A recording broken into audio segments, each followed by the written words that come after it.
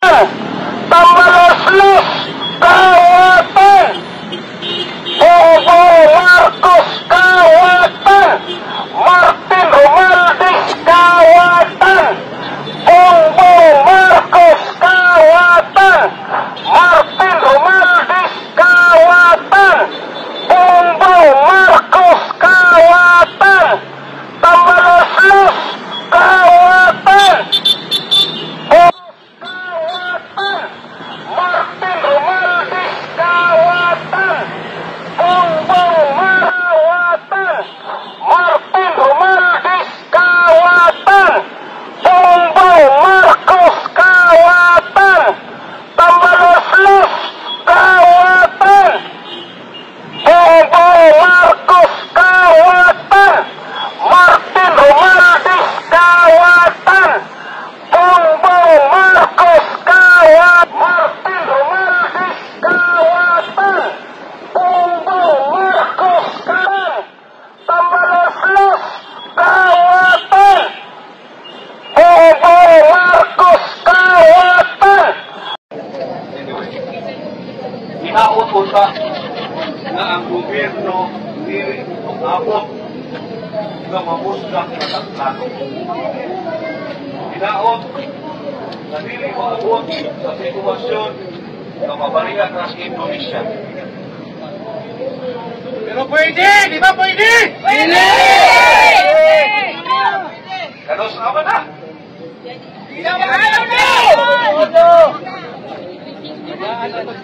Wala akong problema. Sana, kung ang ipinalit nyo dyan is karespe-respeto kung umasta at walang hangin or yabang sa katawan.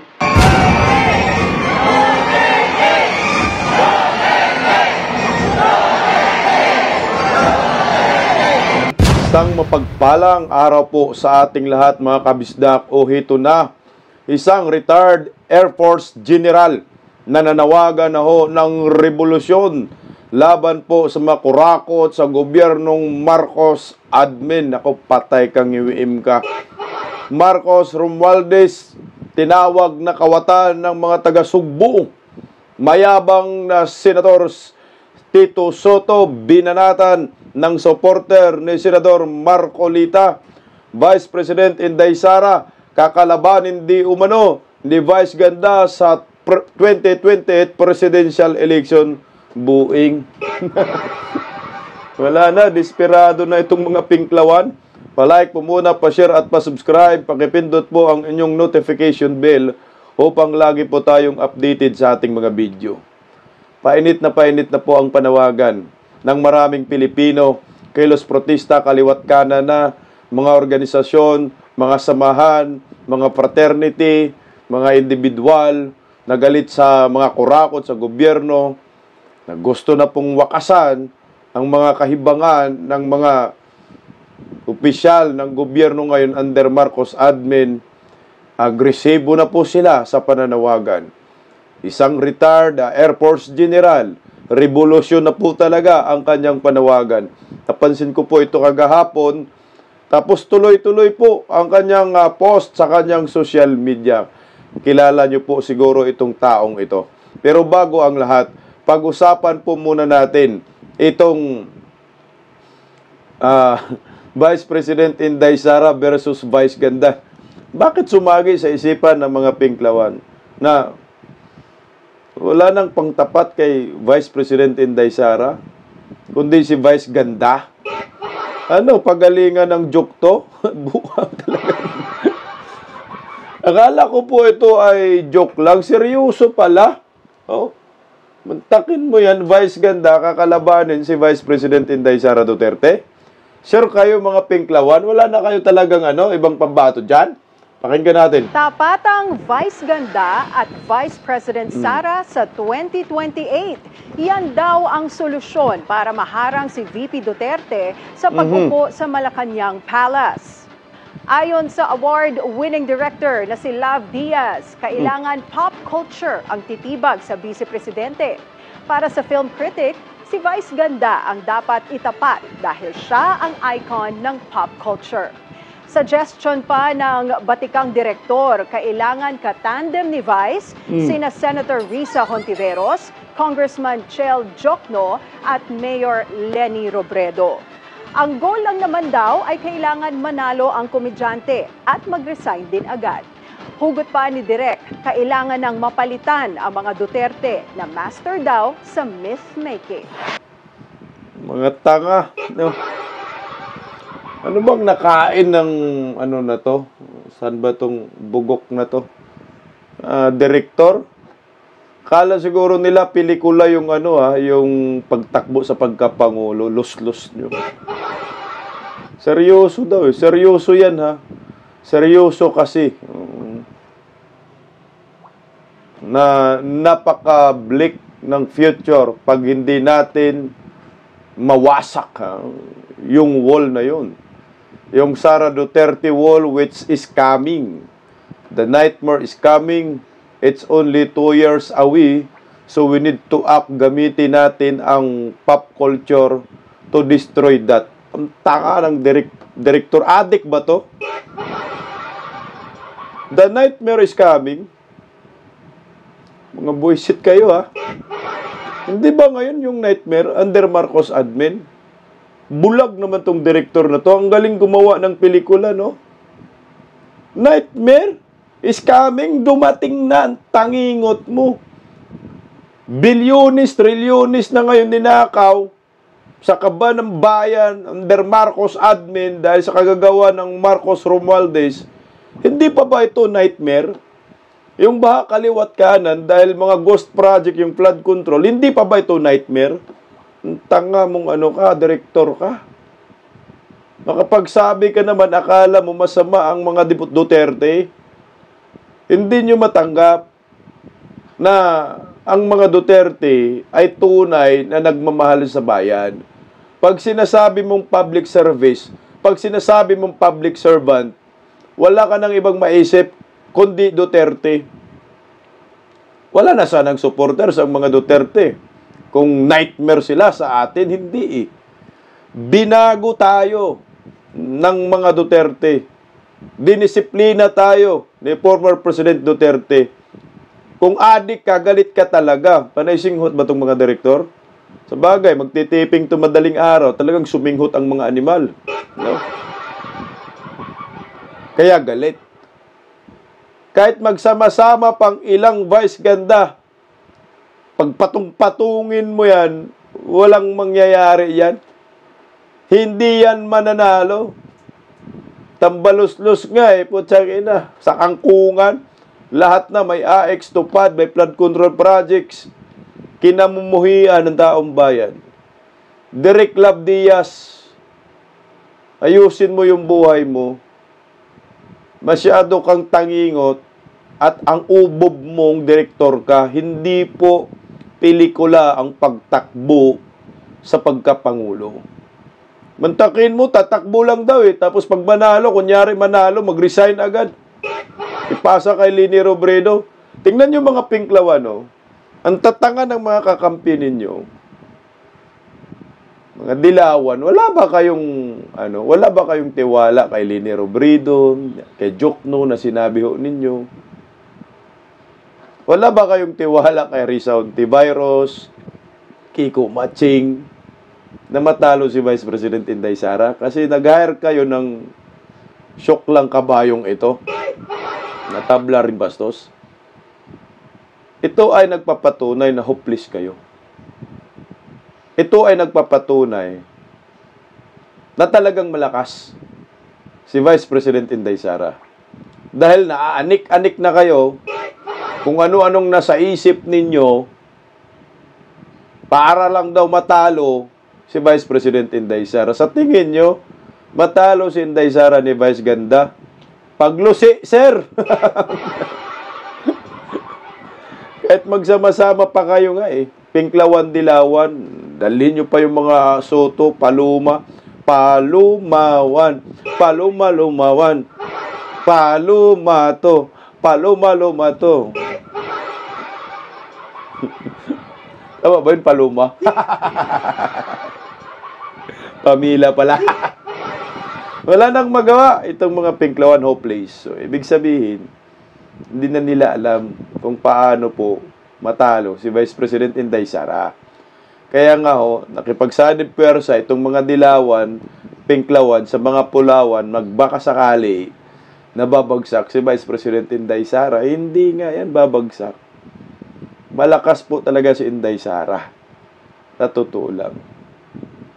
Kahit gamitin nyo pa yung mga komunista dyan sa Kongreso, hindi obra. Kahit lahat pa kayo dyan, mga komunista sa Kongreso sama-sama, hindi obra.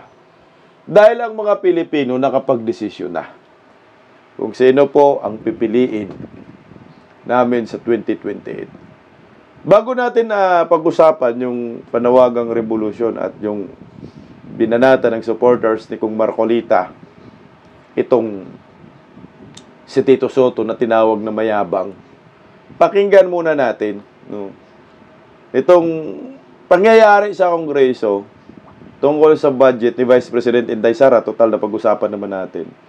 May mga kupal, ipal na mga komunista nakakampi ni Direk, kakampi ni Vice Ganda. Pero sinalag sila, pinahiya sila ni Kung Ungab. Panoorin po natin mga kabisdak. Manifestation, just to explain the rationale why we do give this parliamentary courtesy to a co-equal branch of the government. I was already a congressman when VP Noli De Castro was vice president. I was the chairman of appropriations when VP Binay was the vice president. I was also chairman of the appropriations when VP Leni Robredo was vice president. Now, I am here also as a congressman when the VP is Sara Duterte. The parliamentary courtesy is only granted at the committee level. Why? The reason is we give parliamentary courtesy as a co-equal because we give respect to a co-equal or a higher position of government. Kumbaga sa layman's interpretation, it is really, I would say, awkward for a member of Congress to question a higher officer directly. Correct. Pero pagdating doon sa floor, pwede because question will be congressman to congressman. That's really the rationale on here. But there were instances when the higher official or the co-equal official, like the vice president, waived his or her parliamentary, I would say, parliamentary courtesy or parliamentary privilege. There were occasions in the past when the former vice presidents would say, thank you for giving me this parliamentary courtesy, but I will accept questions and I will answer the questions. Yun yung mga nangyari kaya nagkakaroon ng mga questions nung araw. This is just to share my experience, especially for the new congressmen who is just about to grasp what parliamentary courtesy is all about. There is no substitute Chair? for experience from Mr. Chair, a short manifestation as well. yes, Tingnan mo, yung komunista sumagot. Maraming salamat, Mr. Chair. Galing naman to sa Gen Z ng Kongreso. And siguro with all due respect as well to my colleagues in the House of Representatives. Una po, we take exception doon sa sinabi po na higher office ang president or vice president. Sa pagtingin po namin, we are equally voted by the people. No? Tayo ay binigyan ng mandato to represent yung mga concerns nila, ng mga distrito natin, ng mga sektor natin. And sa sektor ng kabataan, ang pagtingin natin, we are living in exceptional times. And exceptional times, call for exceptional measures. Ibig sabihin po nito, sa oras na ito, na tinatanong ng taong bayan kung paano ba talaga ginagamit yung budget ng gobyerno para dapat sa paghatid ng mga serbisyo pero lumalabas ngayon na sa iilan lang nabubulsa ito, dapat mas proactive po tayo sa pagbusisi ng iba't ibang aspeto ng budget. Na wala pong takas sa mata ng mga representante na hinalal para gawin po ang mga trabaho na ito. So similarly po, Mr. Chair, nagpapahayag din yung representation na ito ng dismaya no, doon sa naging developments nito, no? And especially right now, hanggang ngayon, years prior pa, hindi pa rin nasasagot kung saan napupunta at nasaan ang confidential and intelligence funds ni Vice President Sara Duterte. So, and other than this, nandiyan, and ito, we're hoping na for Tuesday, no, maisagot saan po ba napupunta yung pondo ng OVP. Ito po ba ginagamit pang bili ng flights across the world and hindi po natin nakikita kung saan nagre-reflect ito sa taong bayan. Yun lang po, Mr. Chair. I hope masagot po to the coming week, no? Pagka sumalang na po yung OVP. Okay, for the information of the new congressman, yung OVP confidential funds, alam ko po kung saan napunta. Dinala ko sa West Philippine Sea, nandun po. At pina-extend yung covered port doon at saka yung runway. So, I'm a witness to that. Mr. Chair, last 600 manifestation. million. May I? Except for doon sa 125. Ano, Kabataan Party List, narinig nyo?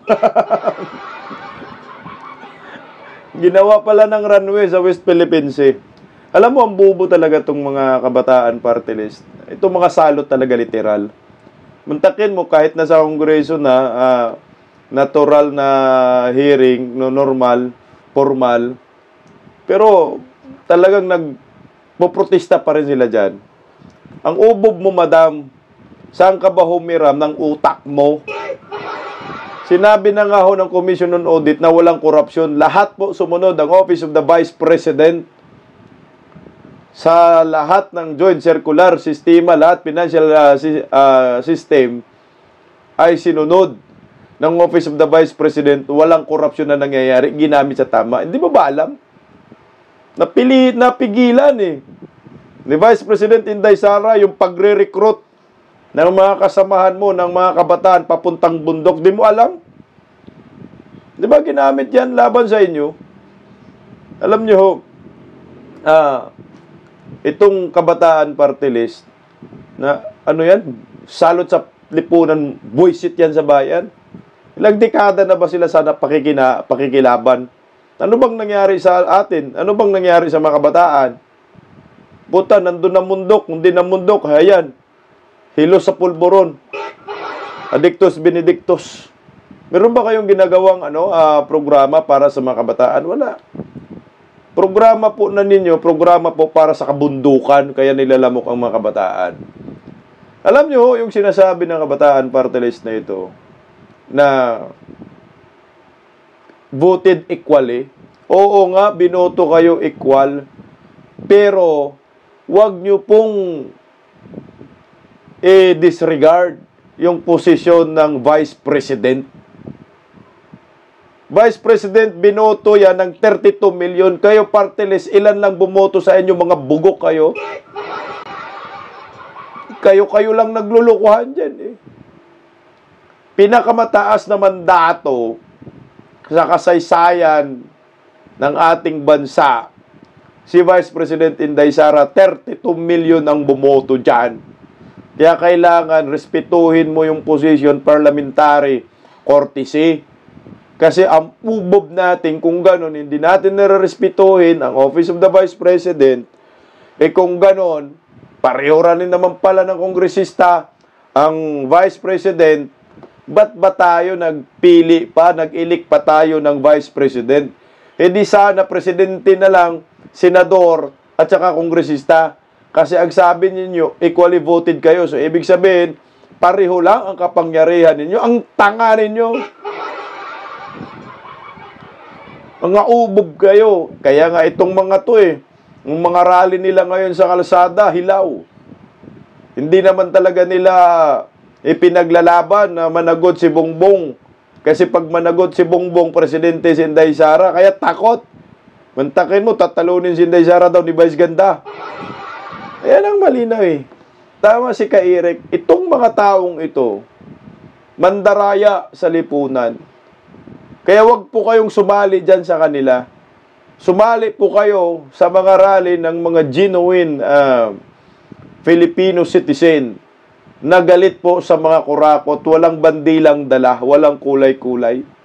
Pero itong mga komunistang ito, talagang bandila ng mga komunista ang dala sa kalsada.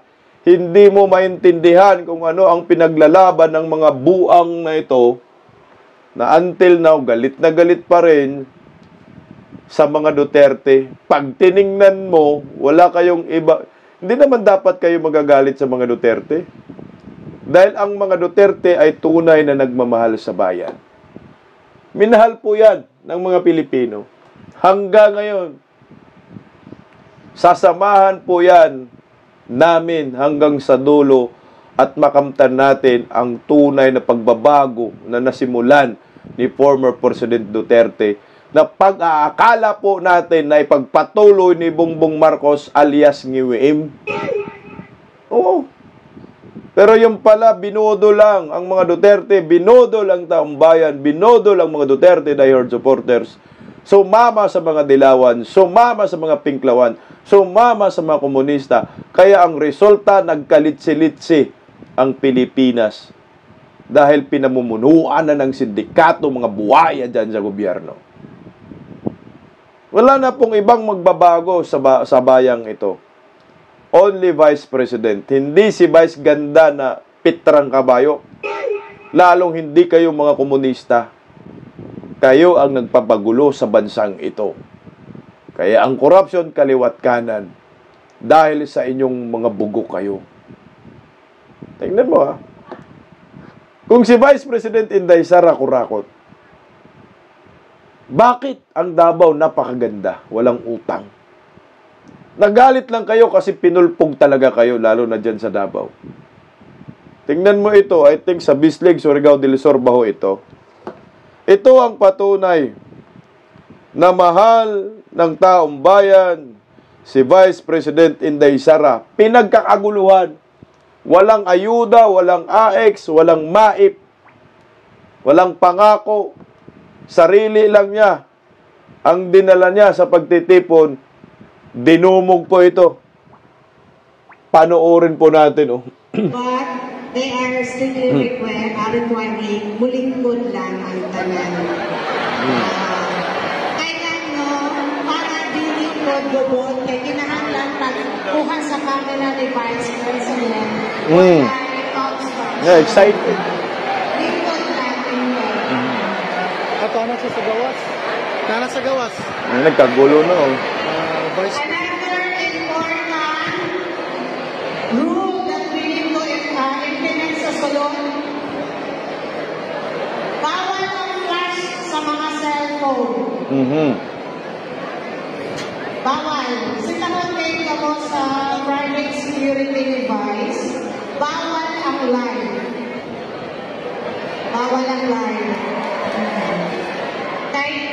Mas una mo paluulan ka sa private security para masita sa this moment, muhangin na dalan may mga ito ang luhang na importante. Bawal ang flash sa mga cellphone, bawal ang live. Pwede mo mag-video pa ito na broadcast live for safety and security of our Vice President. Thank you for your understanding. Tingnan mo dyan, pinagkakaguluhan na si Inday Sara dyan.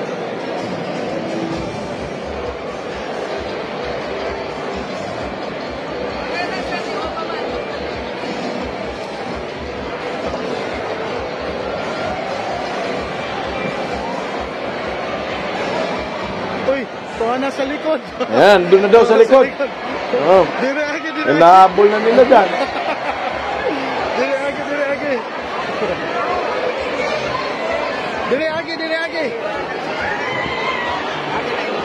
Okay, very good, dire agi. Dito na po sa pikat. Grabe, nahabol nila eh. Ay, sa baday ini. Tentuan na ini. Lipat-lipat na ini, lipat-lipat.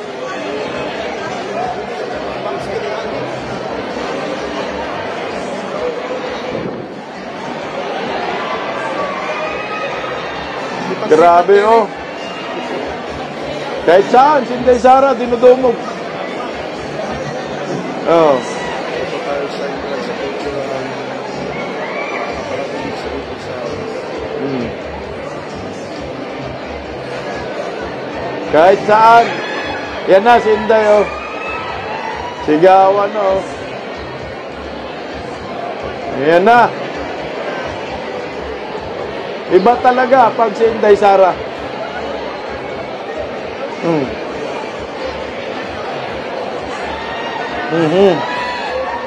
Yan na, sigawan na. Ladies and gentlemen, Ayan na, oh. Vice President of the Republic of the Philippines, Honorable Sara Z. Duterte. Sigawan.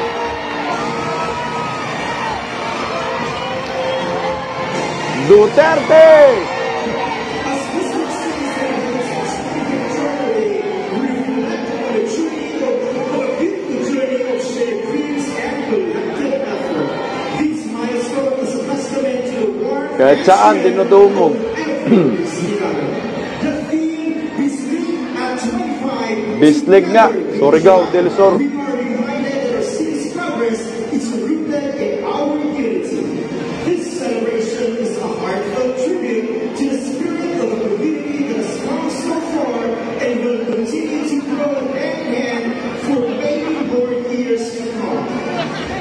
To officially open the festivities and commence our celebration, Hindi na makausad si Inday. with the presence of the Vice President of the Republic of the Philippines, Honorable Sara Z. Duterte, City Mayor Honorable Florencio C. Garay, City Vice Mayor Honorable Conrad C. Simoho. Let us clap the ribbon in 3, 2, 1. Happy 25th Charter Day, City of Bislig. Grabe talaga si Inday Sara, oh. Nakakilabot.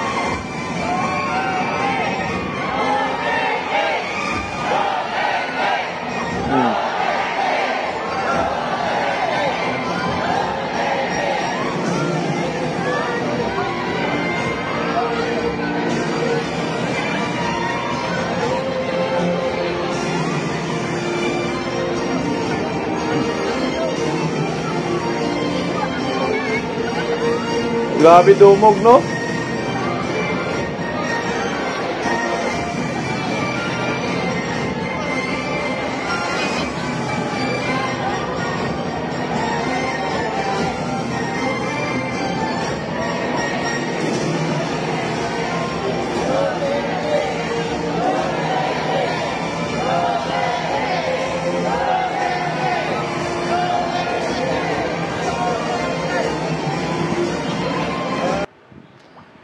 Grabe, nakatayo balahibo. Wala, pag Inday Sara Duterte talaga, parang nakikita mo talaga yung pag-asa. Hindi lang, parang talaga may pag-asa.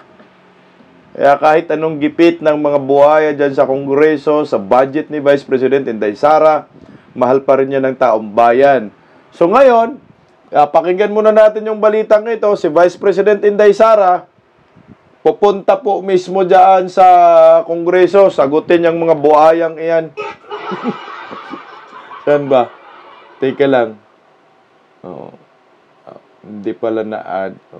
Like muna guys. I-flash muna natin yung balitang ito para at least,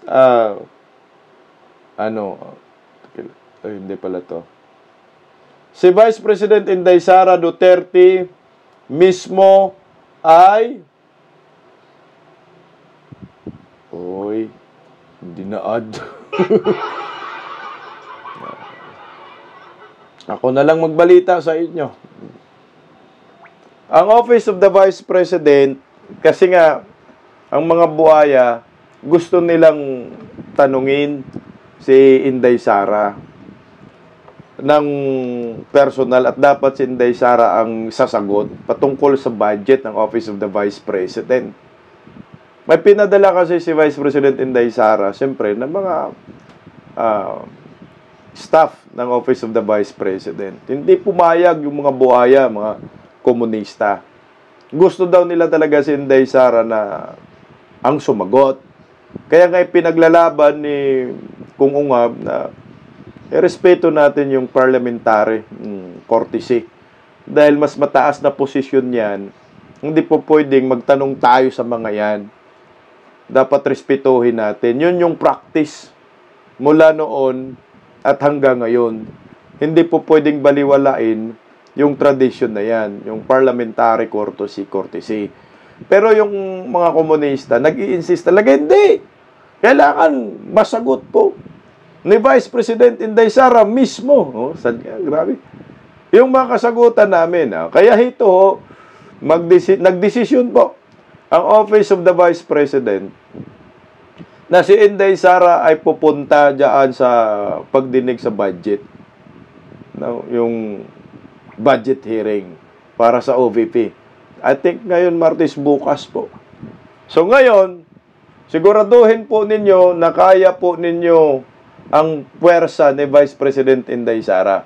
Kasi maalala natin, yung si Chowa na utal-utal binanata ni Vice President Inday Sara. Alam mo itong mga kongresista, mga aliporis ni Martin Romualdez, hindi na po nila talaga matanggap-tanggap na mayroong Vice President Inday Sara Duterte. Hanggang ngayon, ang palaya pa rin ang mga buang na yung amo nila nagiging presidente because of Vice President Inday Sara. At lalong iinit ang mga ulo nito dahil si Vice President Inday Sara sure na magiging presidente ng Republika ng Pilipinas. Wala na kayong magagawa dyan. Kahit si Vico Soto pa, sino pang mga pisot na mga Soto ang ilaban nyo po kay Vice President Inday Sara, wala na po kayong magagawa. Sure na po ang pagkapanalo ni Inday. Presidente naman sana ngayon, 2022. Pinagbigyan lang itong ngiwi na presidente, minimal talaga.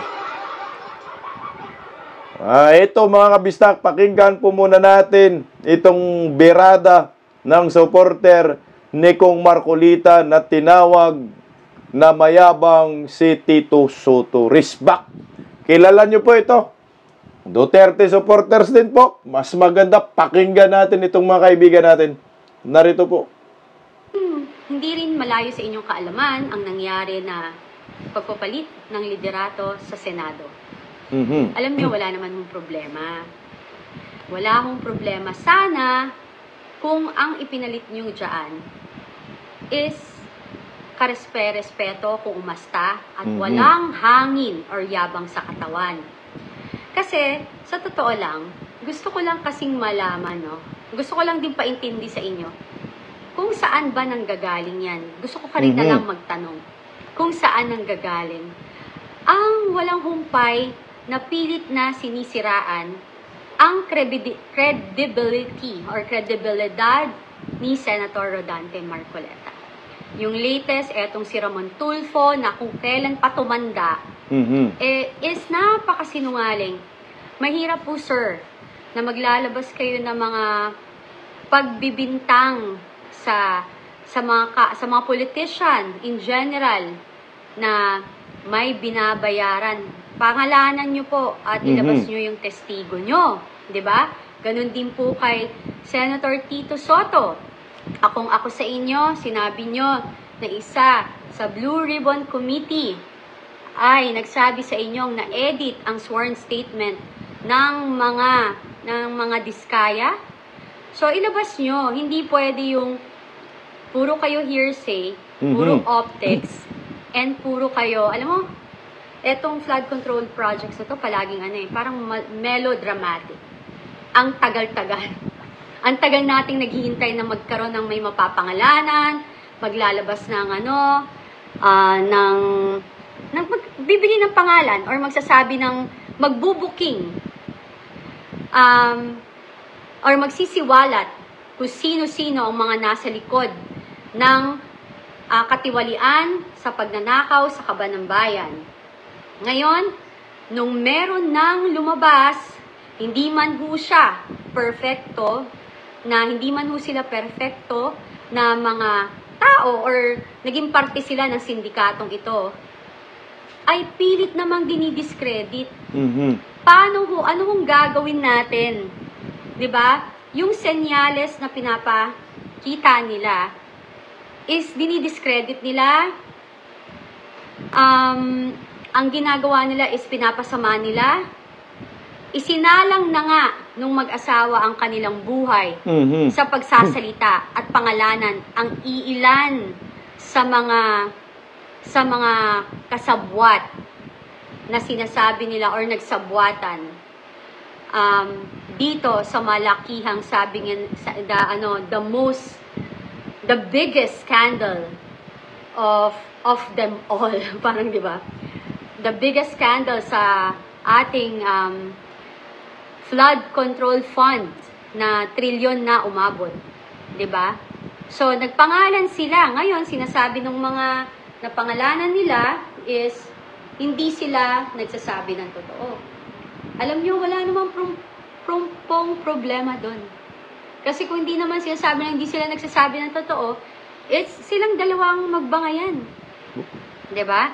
Silang dalawa ang magsagutan, patunayan nila sa isa't isa kung sino ang nagsasabi ng totoo. Pero ako, ang hindi maganda is yung gawain ng bagong liderato ngayon sa Senado, lalo na si Senator Tito Sotto bilang Senate President, is una, walang ginagawa sa kanya si Senator Rodante Marcoleta, pero sa lahat ng interview niya, iniinsulto niya ito, ubod siya ng yabang, at parang walang kaklas-klas na tinatawag kung umasta. Yung dinadaan niya sa yabang. Ako, when I was watching, tinatanong ko yung sarili ko ano kaya nangyari, no? Alam mo dati, I look up to him. Tapos si Vico Sotto, ganun din, taas ng ko. Pinopost ko pa nga si Vico Sotto, check niyo yung yung wall ko. Pinopost ko siya dati. Pero yung nakita ko kung ano yung ginagawa nila sa ngayon, nakakalungkot. Sabi ko nga, sayang na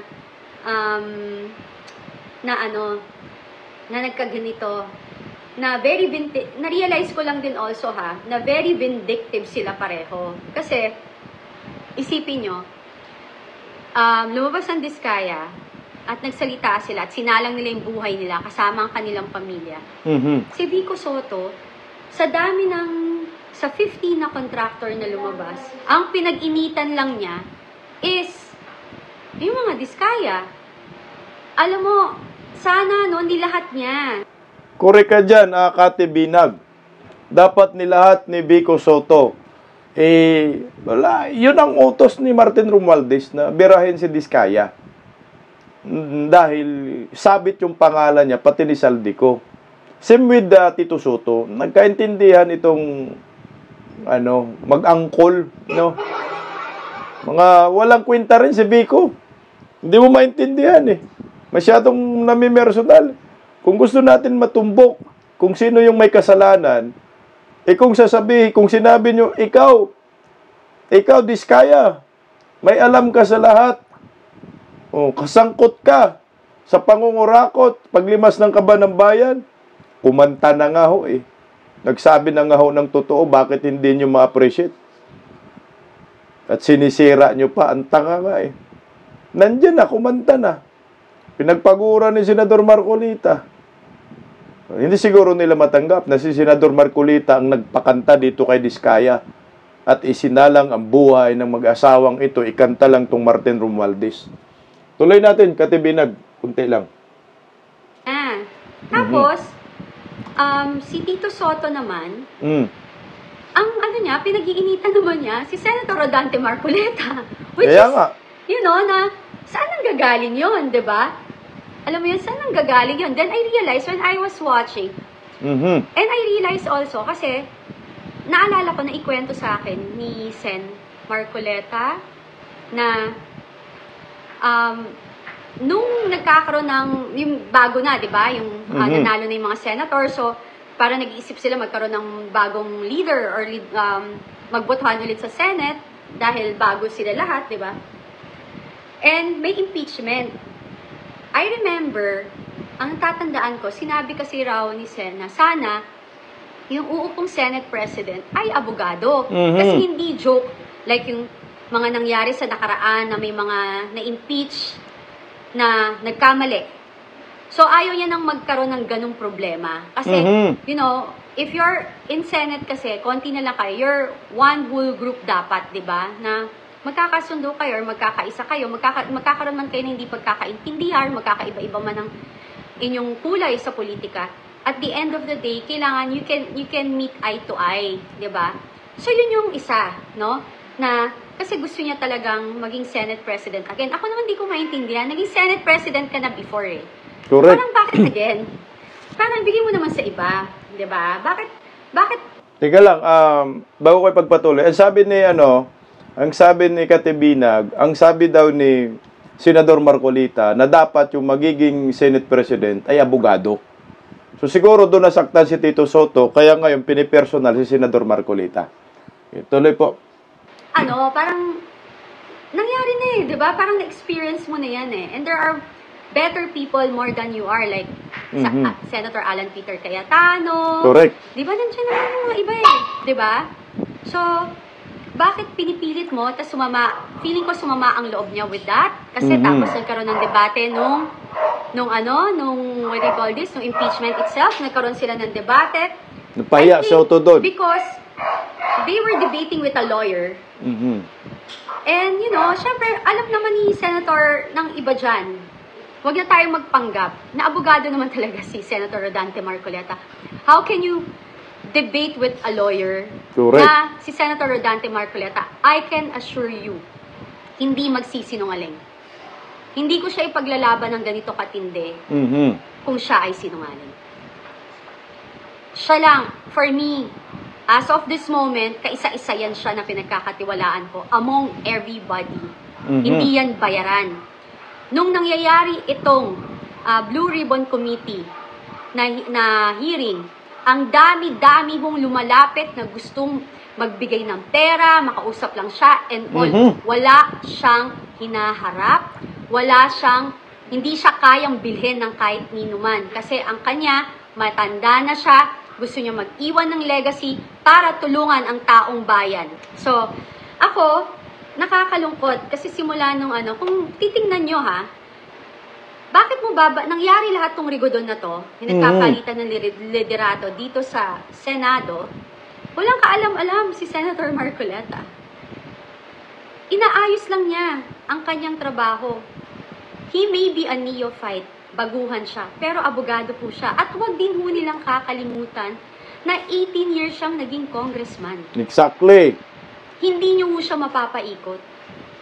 At never ho siya mang-iinsulto. Sasabihin lang niya sa'yo kung tama ka or mali ka based kung ano ang nakasulat sa batas. Ngayon, kung kinokorek kayo at sinasabi lang niya yung katotohanan base sa batas, makinig ho kayo.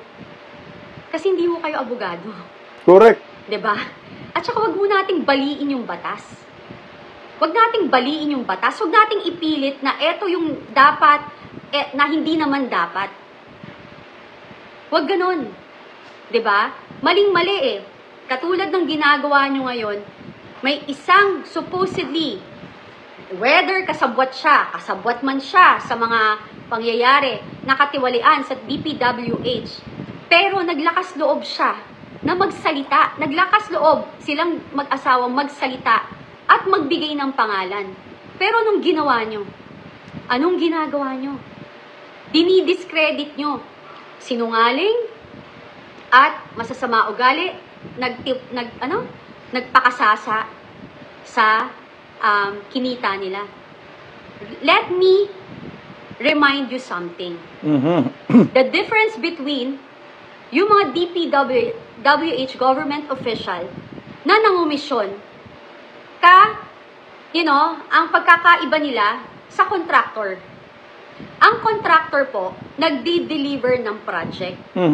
May ibang contractor ginagamit para gumawa ng project na goes di po ba, ghost project ng mga tiwaling opisyal ng DPWH. But, not only that, remember, yung mga RD and DE, ang nag-uupo dyan at nagre-recommend dyan ay mga congressman.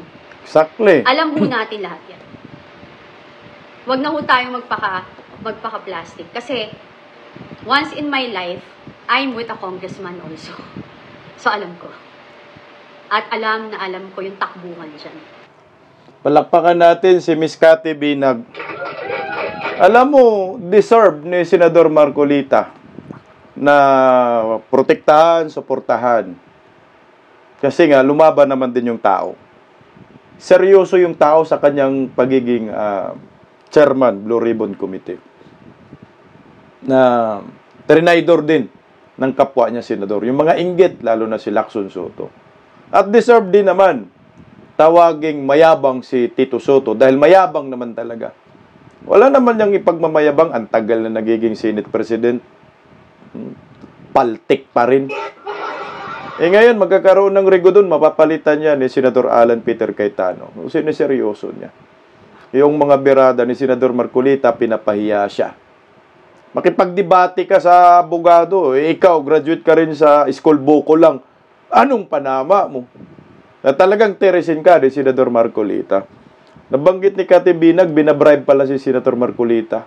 Alam nyo po, talagang ang most guilty yan, kongresista.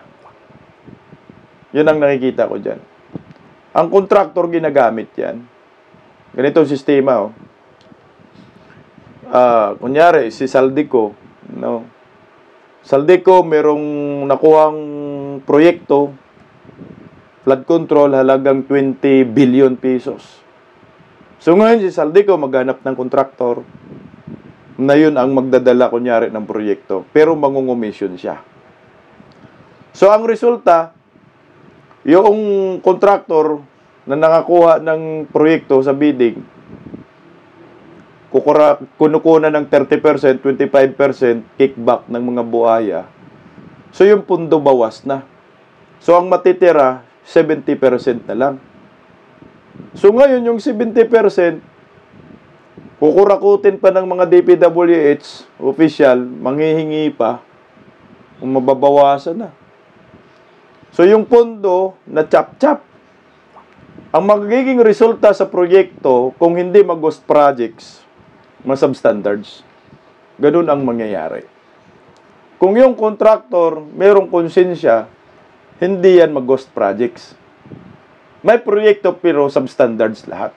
Kasi babawiin niya yung mga kinawat ng mga kongresista. Kaya kung sino man ang may most guilty dito kongresista, bakit nagkakaroon ng proyektong senador? Hindi naman sila kongresista. Di ba ho? Kaya ang sisi mo dito talaga sa mga kongresista, hindi sa mga senador. Kasi sila yung totoong may hawak ng proyekto. Yung budget, congressional, party list, sila po yun. Ngayon, anong gagawin ng taong bayan? Laganap na po ang korupsyon. Alam niyo ho, nagulat po ako dito sa isang retired Air Force General. Nananawagan na po siya ng revolusyon. Binabantayan ko po yung post niya kagahapon. Ito yung una niyang post. Makinig kayo ha. Siya po si Romeo V. Pocis, isa pong retired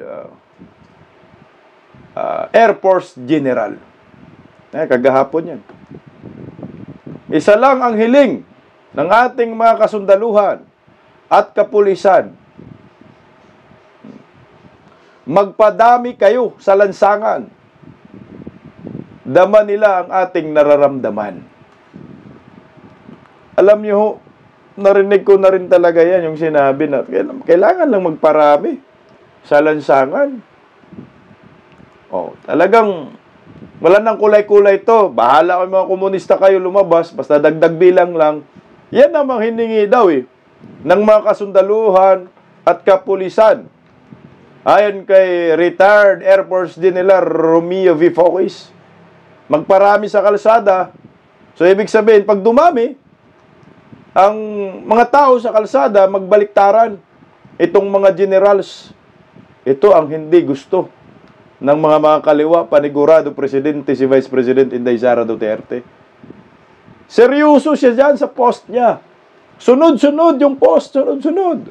O ito. Dapat kayo ang mangunguna eh. Ang sabi niya, attention call sa lahat ng retired kawal, pulis at iba pa, MUP. Alert sa 3 days peaceful protest rally sa, ano yung MM anumang araw. Sorry hindi ko ano lang. Rain or shine. Pass the word. Rain or shine, 3 araw, protest daw, sunod-sunod. Ayon kay Romeo V. Fokis. No? Ito pa. Ito yung matindi. Protesta, mapayapa. Walang politika, walang karatula, lahat sama-sama, mga mamamayan, sawa na. Dapat naman talaga walang politika, walang kulor-kulor. 3 days po daw ito. No? Sunod-sunod. Kung ngayon, meron pang sumunod na post. Chinachap-chap niya eh. Siguro nakipag-meeting na sila. May kausap na. Habang nagpo-post siya, may kausap na. O, ito. Sabi, attention, call sa lahat. Ay, sorry, hindi pala. Tapos na ito pala. Sorry Stand by for assembly call. Mapayapang revolusyon. O, ito na. Kontra korupsyon. Revolusyon na. Ang panawagan ni Romeo V. Fokis. Isang retired general. Air Force General. 3 araw daw po ito. So ngayon, nag-announce nga ang naturang general tungkol po dito sa sinasabi niyang mapayapang revolusyon. 3 araw. Kahit ipuntahan niyo po sa kanyang post, ito po yung pinost niya. Kanina lang po ito. Ito na, assembly call. Tumunog na ang trumpita. Ano? Mapayapa at malakihang protesta ng mga mamamayan kontra korupsyon. Kailan? Ngayong Lunes na. September 15, assembly. Assembly time, magmula alas 8 ng umaga, 3 araw na tuloy-tuloy na protesta hanggang September 17, Miyerkules. So 3 araw. Lunes, Martes, hanggang Miyerkules. Simula na po ngayon. Saan? Sa harap ng Batasang Pambansa, Quezon City. Doon na sa Kongreso. Batasang Pambansa, harap Quezon City. Sino? Imbitado lahat ng mga Pilipinong nagmamahal sa bayan, individual man o mga grupo. Walang pinipili kung sino ang sasali. Lahat pwede. Ano man ang grupo, paniniwala, relihiyon, tribo, kultura, sangay, katayuan sa buhay, hanap buhay o antas sa lipunan. Laban lamang sa korupsyon ang usapan at sigawan. Tima, mapayapang laban kontra korupsyon, walang dahas, walang usapan o sigawang politika. Walang disiplin ng mga karatula. Ito ay isang malaya at mapayapang pagtitipon, pagprotesta o pagpetisyon sa gobyerno na base sa tunay na people initiative na isinasaad sa ating konstitusyon. Paalala, tuloy ang programa. Umulan man o bumaha, bawal mamigay o humingi ng pira.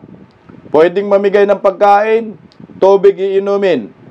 Pwede magpahiram o mag-donate ng magandang mobile sound systems with generator, large megaphones, disposable raincoats, singers, entertainers, at iba pa. Magdala ng pangsariling pagkain, magdala ng kaputi o malaking plastic na garbage bag para gawing kaputi kung umulan. Magdala ng extra damit sakaling mabasa. Huwag magdala ng barel, kutsilyo o anumang nakakasugat o nakakamatay. Pakiusap, mag-imbita ng mga dadalo, Mga OFW, sabihan ng mga pamilya at kaanak na dumalo. I-share at ipalaganap itong panawagan na ito. Personal man o online, para milyon ang dadalo na siyang hiling ng mga pulis at sundalo na nasa serbisyo. Tunay na People's Initiative. Mabuhay tayong mga Pilipino. Putik, seryoso guys. Ito na. Umpisahan na natin ngayong araw hanggang Miyerkules. Sa mga kapunta po, malapit lang naman kayo mga taga Quezon City, sa Batasan, pumunta na kayo. Sa mga malalapit, pag lumaki po ito, mukhang ito na ho ang katapusan ng mga buhaya.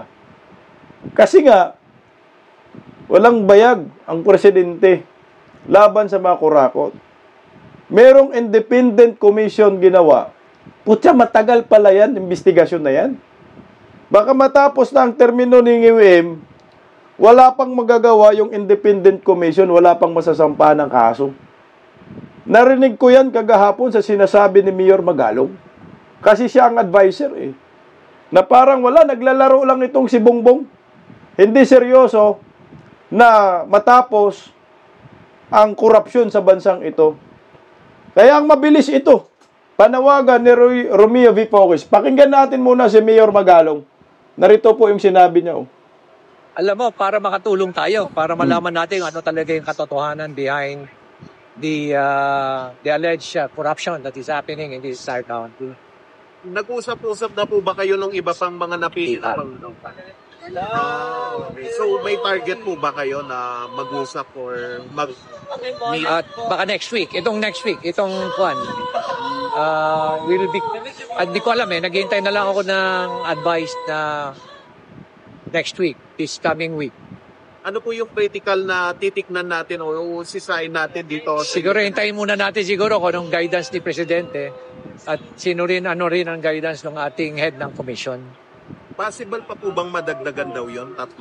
Or... Hindi ko rin alam wala rin ako alam tungkol doon. Pero naghihintay lang ako and I heard na siguro baka bukas magko-convene na kagad yung commission.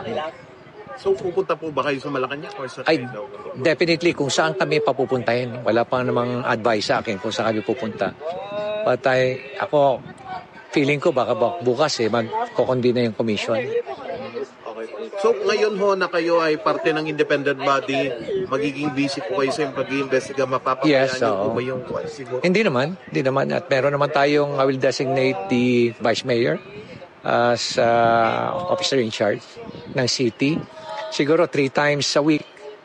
Nandun ako sa Manila o kaya sa iba't ibang lugar kung saan mga lugar na imbestigahan namin.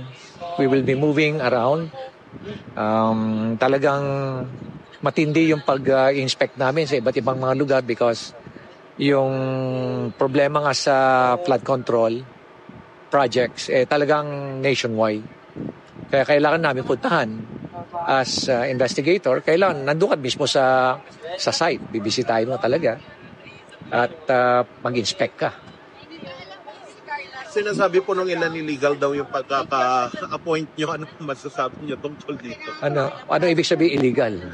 Hindi daw po angkop sa batas daw, sabi po. Hindi naman ako member ng commission.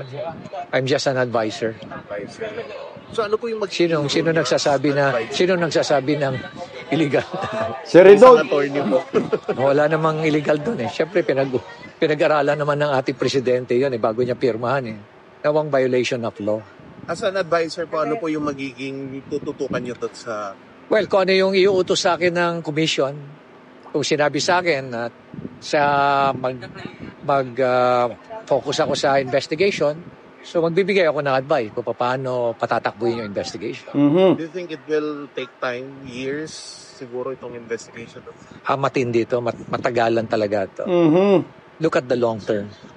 There's no short term na one. Although we have to hit the ground running. Kailangan talaga magkaroon ng resulta. Kailangan talaga mabilis ang pagpapile ng kaso, yung pag-iimbestiga, para maramdaman ng tao yung epekto ng programa ng ating presidente pagdating sa anti-corruption. lastly na lang po sa akin, Mayor. Nag-usap na po ba kayo ni DPWH Secretary Vince? Ay, lagi kami nag-uusap. Lagi naman kami nag-uusap. He's willing also to share yung mga Ay, regular kami nag-uusap. And we work together, so definitely we'll be having a very good working relationship. Balita namin, bibisita daw siya this week ulit doon sa binisita din ni Presidente. Siguro hintayin na lang natin siguro yung announcement. Wala rin pala yan, Mayor Magalong. Sana wag kang magpagamit kay BBM, kay Bongbong. Pangmatagalan, years, ano to? Naglukuhan lang tayo dito. Ang gusto ng tambayan, mabilisan, hindi pangmatagalan. So hanggang 2028,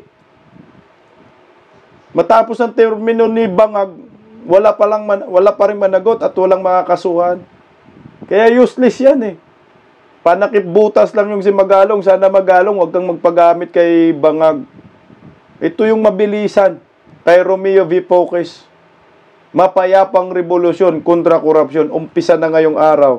3 araw po yan. Mas mabilis siguro ho ito. Kasi kung mag-imbestiga ka, putsa, ilan lang ba sila? 2 lang eh. Advisor lang naman si Magalong. Matagal. Matagal ang mapanagot. O ito, retired Air Force General na nanawagan ng mapayapang revolusyon kontra korupsyon. Maliwanag yan ha, kontra korupsyon ang pinaglalaban. Kasi kung aasahan lang natin itong mga hakbang ni Bongbong Marcos, wala pong mapala tayo. Kaya kailangan lumabas. Kailangan sumigaw. Kami, ang matutulong namin gamit social media. Naghikayat kami sa mga panawagan ng kagaya ni Romeo V. Focus. Mapayapang revolusyon, 3 araw po yan, sunod-sunod. Simula na ngayon. Ito po yung aming maitutulong. I-share nyo, ikalat nyo ang impormasyong ito. Kalat nyo sa social media. Sabihan nyo po ang inyong mga kamag-anak. Pagkising sa umaga, tanghali at gabi, nakikita ko ang post niya, ang hapdi. Paano nga ba to? Di ako makatanggi. Watch ko na lang at isipin ng mabuti. Bisdak Pilipinas. Bisdak, tinig ng katotohanan. Sa bawat vlog may laban sa kasinungalingan. Mulat ang mata, gising ang masa. Bisdak Pilipinas. Para sa bayan, gumigising sa diwa. Sa likod ng kamera, tapang ang dala, walang sinasanto kung mali ang gawa. Hinay-hinay, pero palaban. Boses ng tao sa digital na labanan. Bisdak, tinig ng katotohanan. Sa bawat vlog may laban sa kasinungalingan. Mulat ang mata, gising ang masa. Bisdak Pilipinas, para sa bayan, gumigising sa diwa.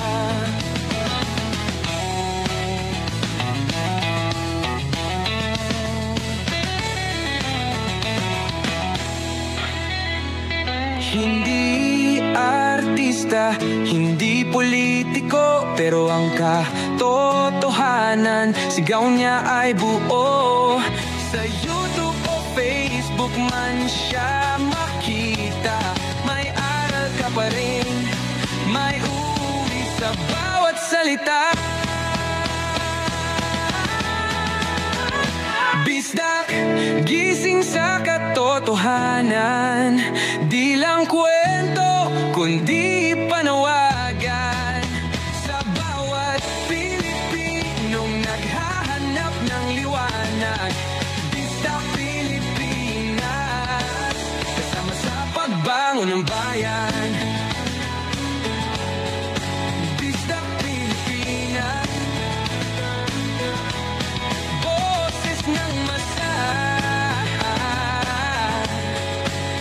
gising ang diwa. Sa vlog mo, may pag-asa.